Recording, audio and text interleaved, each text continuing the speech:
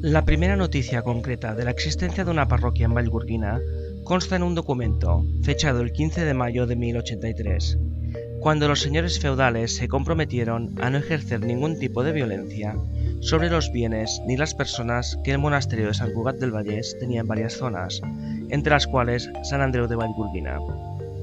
La antigua parroquia de estilo románico y más pequeña que la actual, con los años fue reconstruida, ampliada y modificada añadiendo capillas laterales y cubriéndola con bóveda de cañón.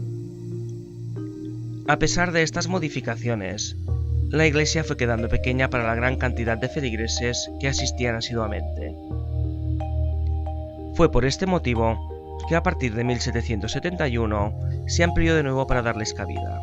No obstante, y debido al fuerte crecimiento de la población, a principios del siglo XIX, justo después de los estragos de la Guerra de la Independencia, decidieron construir una nueva iglesia más cerca del núcleo urbano, evitando así el desplazamiento a la ya alejada iglesia vieja.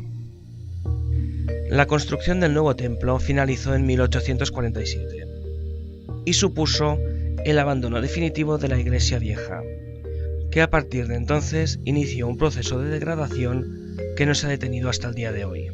El nuevo templo, muy austero, es de una sola nave cubierta formada por el presbiterio de bóveda de medio punto y un ábside rectangular de la misma anchura que la nave, junto a la que se abren capillas laterales. La fachada está enlucida y encalada.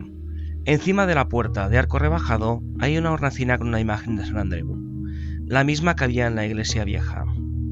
El campanario se levanta a mediodía, junto a la fachada, de base cuadrada, tiene 6 caras en su parte alta y está coronada con una barandilla calada.